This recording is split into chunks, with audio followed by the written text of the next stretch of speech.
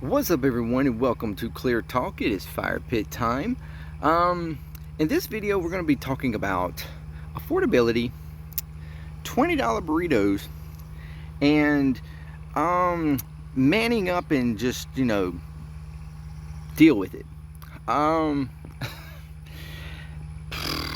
Okay, so let's get into this. Thank you very much for joining me here. If you're new to the channel, welcome. If you'd like to check out more from the channel, please do so. There's links down below for this channel and all my other channels.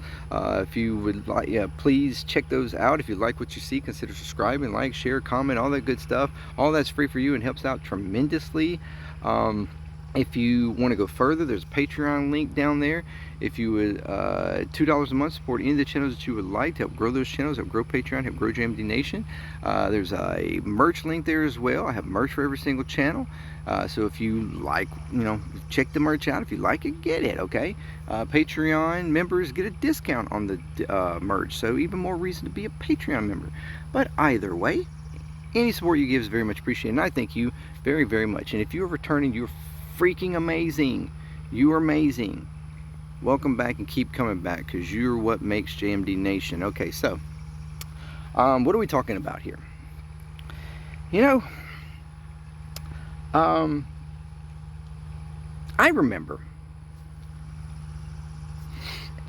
remember growing up in the 80s, early 90s, even through the late 90s, and considering prices then, right? Now granted, I'm a child, I don't have a job, it was all on my parents as to whether or not we could afford what we bought and what we ate and all this kind of stuff. But I do recall and remember gas prices when they were like 99 cents. I remember them as low as like 85 cents a gallon. Even as late as like the year 2000 or so, gas prices being right around $1, a little bit over $1. And that wasn't but 26 years ago. The price of a candy bar. You could go into a store and buy a candy bar for $1. Simple, easy, no problem. Matter of fact, a lot of them were less than that. Some of your regular smaller bars, you talking about like 85 cents or so. Pack of gum, 25 cents. Your king sizes may have been $1, $1.20, $1.25 at best. Candies, $1. Nothing. It's where all the like dollar stores popped up. Everything, all this stuff for $1, no problem. It's $1. Groceries. I know we could go in and buy a whole carton of groceries. And I went with, and granted, my mom was a couponer. She had bags of coupons, boxes of coupons. She would go and she would get prices, she could go get a whole basket topped off, like, and after coupons, it would be, probably $50 to $75. Sometimes she'd get even less. But even without the coupons, we're talking about a whole basket you could get a whole basket for $100, maybe $150 at best, depending upon what you got. A whole basket lasts you a whole 2 weeks or more worth of food.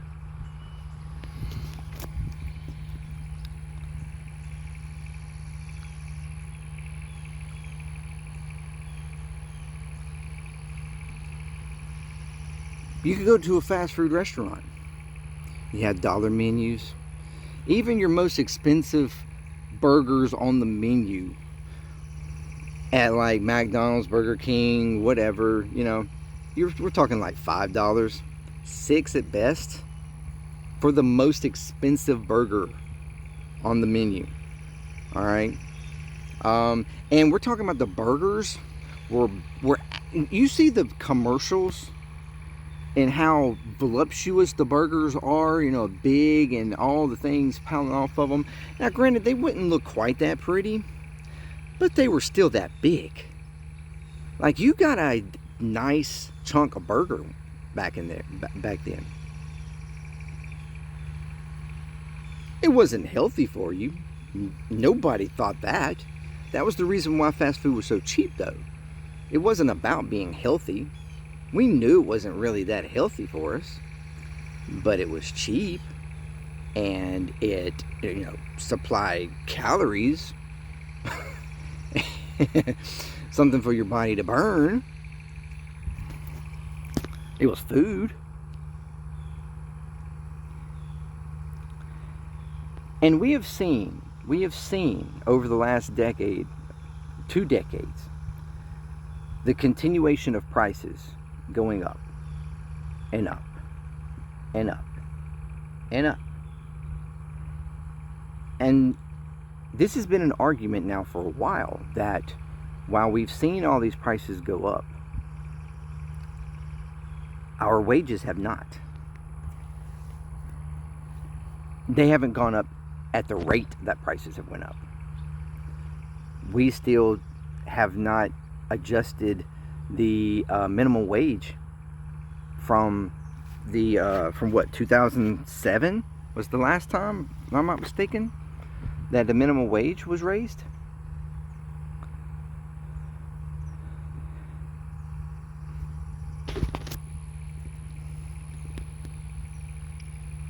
I remember just a couple years ago, after COVID, and the government threw all this money into the supply chain and into the people's pockets to try to mitigate the fact that people weren't working, employment because of COVID. The supply chains were backed up because of COVID. There wasn't as much stuff, but it was to relieve people, right? But all that money, and this was, this is tax money, was given back to the people, but then that money went right back up to the CEOs and corporations and everything, making record profits for all these companies. And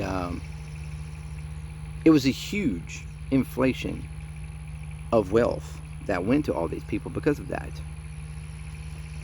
But prices maintained high, right? We had an argument from the Republican Party about, Biden and all these inflation. We've seen all of the argument. The argument for why Trump should become president again, why he should have been president all along, was because he would have lowered prices. You had all the stickers, Biden did this at the gas pump when the gas flew up to, $4, $5 a gallon. All the argument from the Republicans.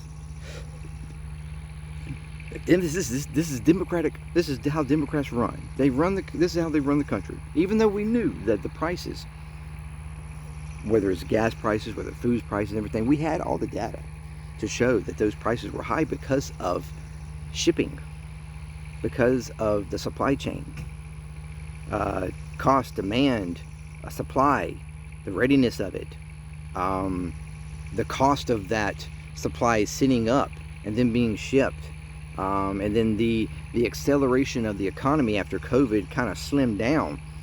All the prices went sky high. It's economics 101. It's very simple. But you had Trump and the Republicans all arguing, see, it's Biden, it's the Democrats. If this was Republicans, if Trump was in charge, if Republicans in charge, this wouldn't be a problem. Even though we've had data after data after data for decades now proving and showing that prices always wind up inflated during Republican presidencies in control. Democrats come in and reduce those prices and stuff, and then Republicans, of course, because of other issues that Democrats don't handle, Republicans get back in power, and then they fix those things that people think that the Democrats, or they attempt to fix or attempt to try to say that they are fixing things that Democrats didn't fix, but then they turn around and screw the economy up even more because Republicans wholeheartedly make regulations and policies going where all the money goes to the rich and powerful, the rich and the elite. This is common sense. This is blatantly right there in your face. We have all the data. We've seen it over and over and over again. But okay, whatever. So Republicans need to be in charge. They made all the arguments. Democrats are the problem. We can fix this. Prices are low. This is all the government's fault. They aren't doing anything to relieve the American people. Now Trump's in charge. And his administration's in charge. And our gas prices, our food prices are still high. Food prices are upwards of 30% or more in the past 5 years. Again, most of which is because of COVID. Or at least the initiation of this was because of COVID. And while I would argue that Biden-era economics didn't completely solve that problem, but it was over time alleviating that problem, and prices were coming down. Employment was going up. Inflation was reducing. When Trump took office, the prices had come down. Inflation had come down. He was dealt. He keeps arguing and saying that he was dealt such high prices and such of that. It had come down. Now, are we talking about down as in when I was a kid? No. Are we talking about even down as before COVID? No. But it was on that trajectory. And Trump took it. And that trajectory continued in the first year of Trump's presidency. The trajectory that the economy was coming down, things that had been put in place, the prices were coming down. Although he argued that he was the reason why those prices were coming down. But now that they've started a war and prices have gone back up, gas prices have gone back up, grocery prices have gone back up, all the affordability argument that he tried to say was all Biden's fault, all that is going back up.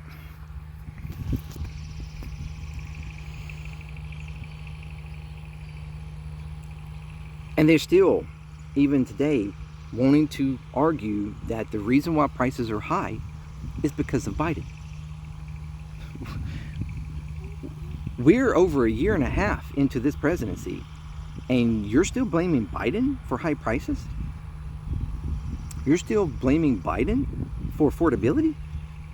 When we can see a direct correlation to you getting us into an illegal war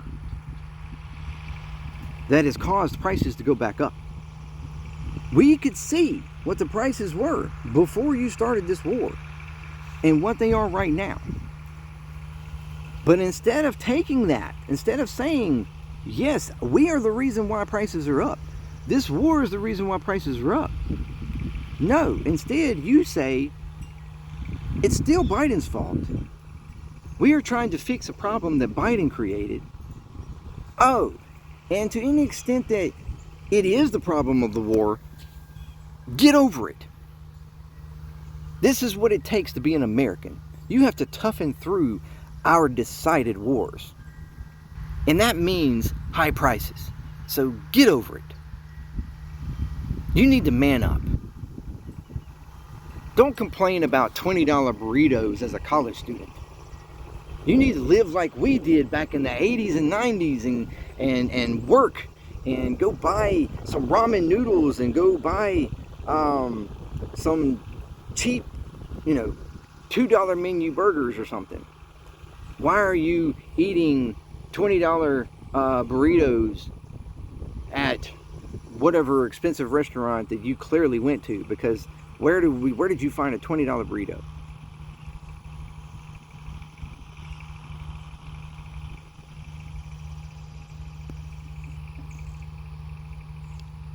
When somebody argues about the price of something, even a college student arguing about the price of a burrito, I mean, clearly it wasn't about the burrito.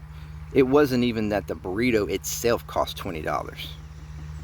More than likely it was his entire meal, burrito, drink, whatever came with it, plus the tip that is argued now. We have to tip every damn thing. probably wind up costing $20. But it's not about that. The address was that things are so costly now. I mean, you go to the grocery store now, and that full basket that used to cost only about $100 now costs you about $3.50. Easy. Just a couple of bags cost $100 now. Gas prices, that dollar a gallon, now it's normal for it to be around $3 now. Not even an issue. I mean, think about even the degree of each individual level of gasoline. I remember back in the 90s, early 2000s, when the price was $1 a gallon, even your different levels, your regular was a price, your plus was 10 cents more, 10 cents. And then the premium was 10 cents more than that. So even when you go from regular to premium, you weren't paying but 20 cents more. 20 cents more. Now, it's like 50 cents of difference on each one of them. So if you go from regular to premium, you're pretty much paying a whole $1 a gallon more.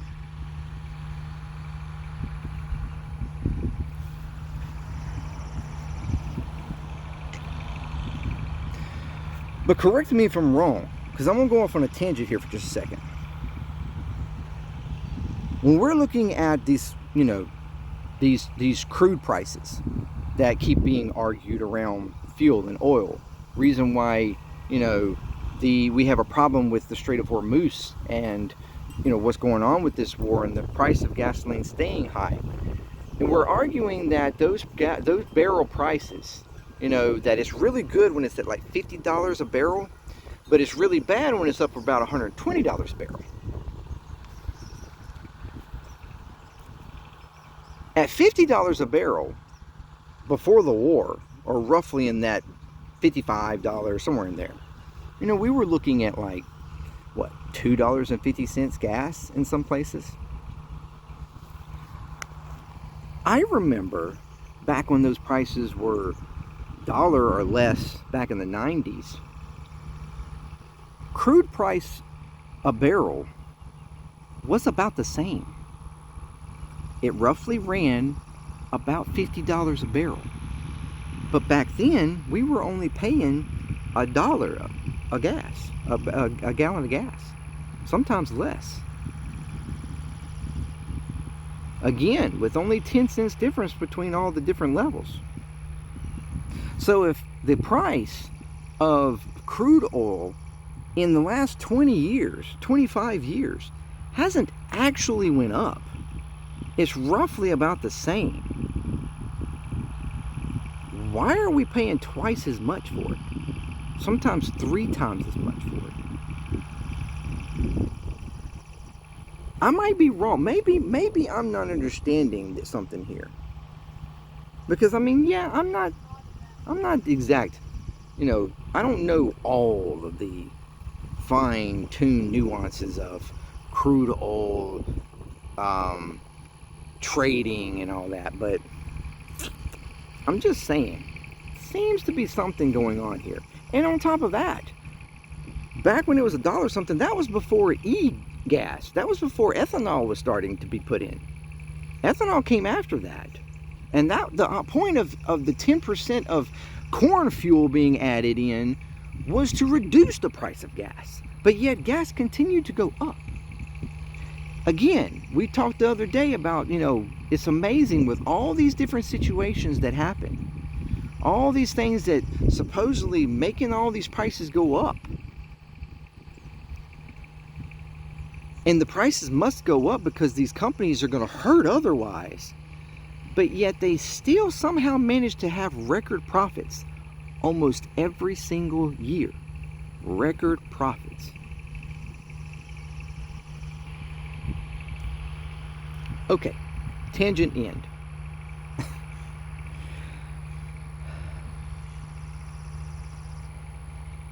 It's amazing to me that Republicans just a couple years ago were arguing, oh my gosh, look at this administration. Oh, look at the high prices, and they're doing nothing to bring them down. But now here we are, when the population and the citizens of this country are arguing and complaining about high prices. This administration and the Republicans in the Senate and everything else are arguing, how dare you complain about high prices? This is the cost of war, and we must go to war. How dare you complain about the price of gas or the price of food? You just need to man up. You need to suffer. You need to go eat ramen for a little while. Ramen for a little while. Sorry, I didn't say that right. You should eat like a peasant that you are. Let us deal with this war and taking care of this nuclear threat that was not actually a threat.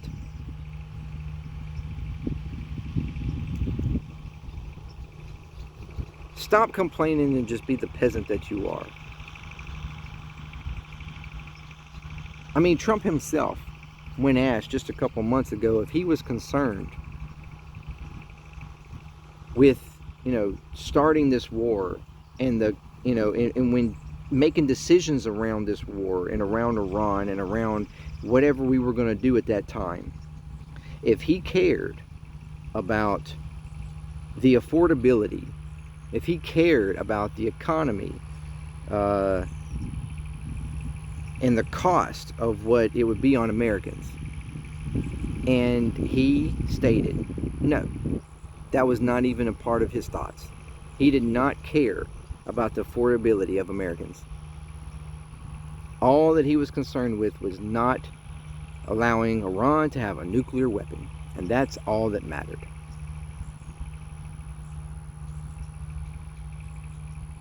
We talked about it the other day at Easter, remember? He was stating, we can't pay for daycare, all these Medicaid, Medicare, we can't pay for all that. The states have to pay for that. The government can't pay for that. That's got to be a state thing. They might need to raise their taxes. And maybe we can lower our taxes on the state to help them out. But that should be a state thing. The federal government can't help with that. We have to focus on war. We have to focus on getting as much money as we can and taking all your tax money as we can and spending that tax money on illegal wars of aggression on countries that we claim are a threat, but our intelligence is stating that it's not.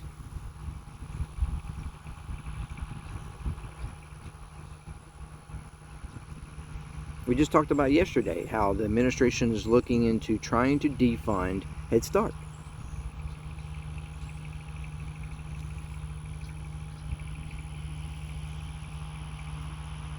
The Republicans and this administration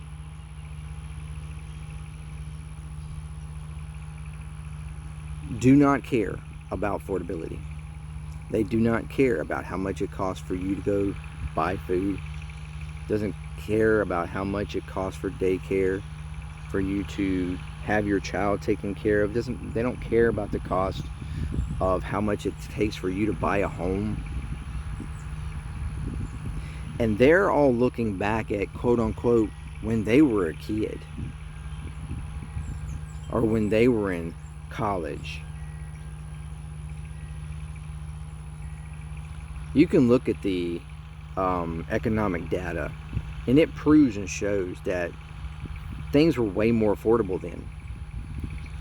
Our income versus the cost of stuff was way more affordable. Money went further.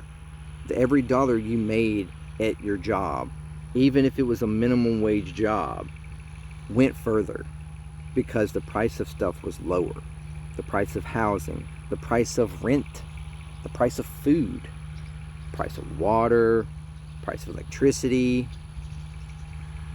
price of even insurance or health care. all of that was lower. Your dollar went further. My parents, their dollars went further. And even then, they were concerned with couponing and trying to get every sale item that we possibly could to try to make their buck go even further, as much as they possibly could. And you're telling this generation,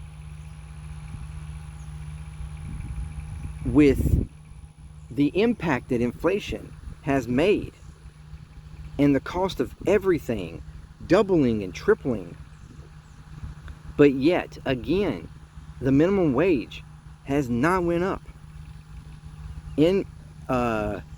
Wage increase, income has barely went up, and it's only voluntary on the companies because the government's not forcing it. Our actual economy growth over the last 20, 25 years, the last few decades, has only increased. The actual economy has only increased by like 1% year over year. A little over 1% year over year. But yet the wealth increase of the wealthy and rich in our country has increased exponentially. 5, 10, 15% in some cases, year over year.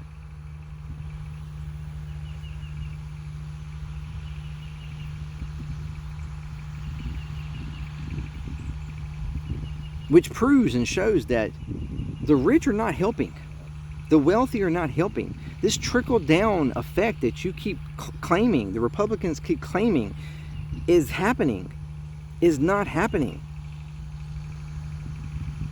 The rich, wealthy, the CEOs and stuff, they are not actually creating enough jobs and opportunity. They're not creating enough balance of wealth and wealth development in the economy, much less in your pockets as a consumer or as a worker and an employee. Things do cost more. Our dollar does not go as far as it used to, not even close. That's the reason why the average age of ownership of like a home or something has increased by like 10 years.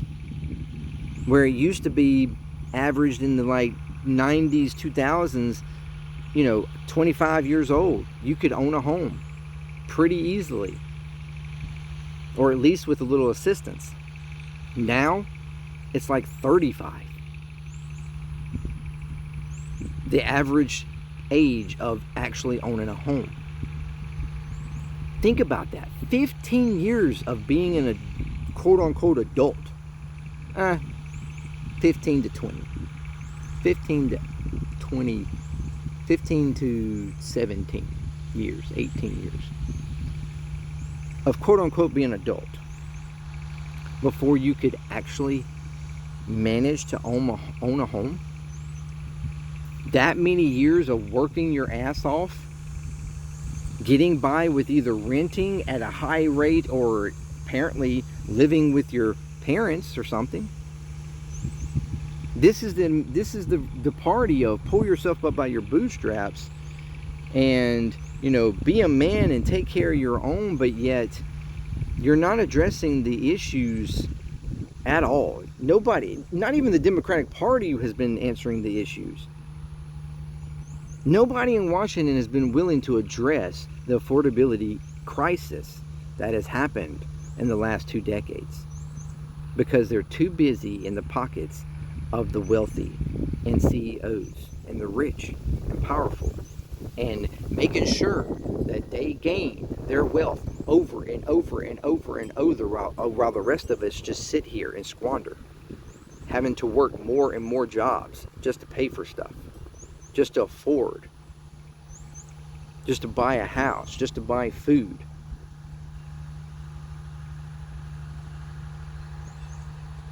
These same politicians that just a couple of years ago was trying to blame Biden directly, all his fault for the gas prices, the high cost of food, all his fault. It had nothing to do with COVID, had nothing, it's all his fault and his policies.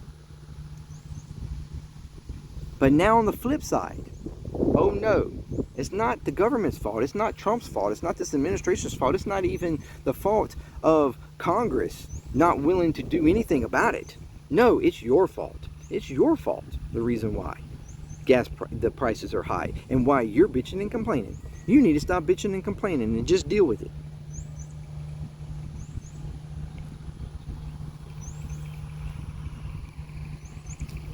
And you see, you know, a lot of people probably would actually like accept eating some really cheap bad stuff for them,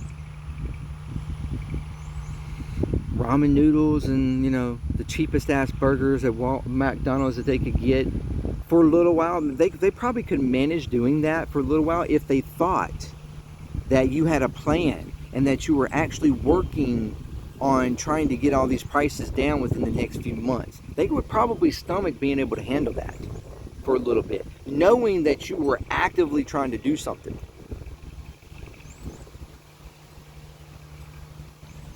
But instead of actively trying to do something, you're just telling us to shut the fuck up and deal with it. That's pretty fucking cold. That's heartless. And shows that you do not care. And why at this point would we think you do when you are supporting the man that quite literally stands up there in front of reporters and says, I do not care about the affordability of Americans. All I want to do is war, war, war. I want to blow up